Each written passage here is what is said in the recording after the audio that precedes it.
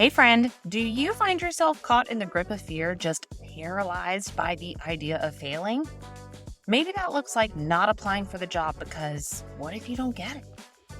It might be not telling your spouse that you want to learn a foreign language because what if they laugh at you when you're no good at it? Or maybe it's not trying something new because you just know you're not going to be any good at it. Does that make you cringe? Filling you with embarrassment, shame, or even a touch of angst? Believe me, I get it. I really do. The pressure to always show up as the very best version of ourselves can be overwhelming. We hesitate and we wonder, should I even try? The fear of failure is real and it's powerful, and it holds us back from reaching our true potential. But let me tell you something. It is time that we flip the script and transform that fear into a stepping stone towards success. Because failure is not the end. It is a vital part of the journey. And it's something that we talk a lot about on the show, but it keeps showing up for so many of us. So today we are diving into the science of failure, breaking down the walls of fear and revealing how to turn it into the ultimate fuel for your future successes. Let's dive into the 5 well-researched steps, because you know your girl loves science, to help you reframe failure as the valuable feedback tool that it truly is. You are listening to the podcast From Now to Next, the podcast that empowers women to get seen, get heard, and get promoted.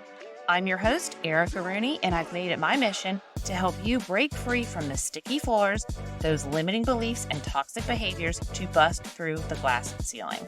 I'm obsessed with all things growth and abundance, and I'm here to talk you through the tried and true secrets to get you to level up your career and your life. We talk about the hard stuff here: imposter syndrome, perfectionism, fear, and burnout. So pull up a seat, pop in an earbud, and let's dive in. Step 1, you have to separate your self-worth from the outcomes. Simple, I know, but not easy. But picture this. You pitch a big idea to your boss, you poured your heart and soul into it, and the job went to someone else. Right? That's my story. It happened to me. And it felt just like a true gut punch. It felt like betrayal. And somehow it felt like failure. I wanted to know, what could I have done differently? How should I have shown up differently? How did I fail? But here's the truth that I now know with the gift of hindsight. And that is that failure, it's just an event.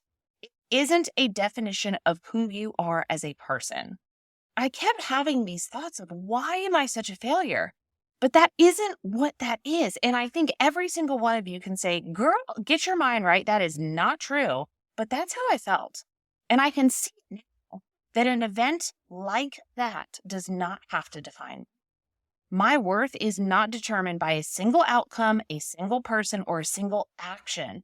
It is determined by what I do when the shit does, when the bad stuff does happen. Remember, failure may knock on your door, and trust me, it will. If you are listening to this podcast, you have probably failed, which is a great thing, but you don't have to let failure take over your life. Now, the second science-backed strategy is adopting a beginner's mindset. And let me tell you, this is the one that I always have to go back to. Now, I would love for someone to tell me why I expect every single time to be so good at something that I've never done before. Please help me understand this. But here's the deal. You cannot expect to be a pro from day one. And I love this because this is the message that I have to tell myself. Mastery of any skill takes time. It takes practice. Now, of course, some of those skills may come easier than others, but you have got to release this pressure that you and only you put on yourself to excel and embrace the journey, embrace the stumbles, the falls, because with each one, you are gaining experience and you are inching closer to excellence. Now, I want you to look for those small improvements, to actually seek them and track your progress. For me with this podcast, I started tracking the metrics because I felt like I wasn't getting any more followers. I wasn't seeing any success, and I was wondering if I should even do it. And now over time that we've been going almost for 2 years, I can see how far I've come. Tracking the stats is truly helpful because sometimes the growth is so slow that you don't see it every day. But when you see that progress over time, you just might surprise yourself at how much progress you are truly. Now, the third thing I want to talk about is connecting your work to purpose. It sounds hokey, sounds very fluff, but have you ever noticed that when your work serves a greater purpose, perfectionism seems to lose its grip? I swear it's true. When you know your efforts are impacting others in a positive way, the fear of failure kind of ends up taking a backseat. Keep reminding yourself of this greater cause and remind yourself that what happens if you do not show up, if you do not do it and write shit down. I often, go wanting to show my kids that I can do hard things and that they don't always come easy to me, but I want them to learn by watching. And sometimes that alone is my purpose. And that is what keeps me pushing forward. Now, the fourth backed science strategy that you've heard me talk about a lot is celebrating the small stuff. Our brains have a knack for latching on to what is going wrong, magnifying failures, magnifying slip-ups, no matter how small. You got a typo in an email, you fret about it for days. Stop. No more of that. It is time to change your thinking. Start shifting your mind to deliberately what went right, no matter how small. You know what? You got up and got your kids to school today. You wrote 15 emails today. You took the dog for a mile walk today. Whatever it is, celebrate it. Celebrate those wins, no matter how small, because each step forward, no matter how small, is a step forward. And last but not least, get yourself an accountability partner.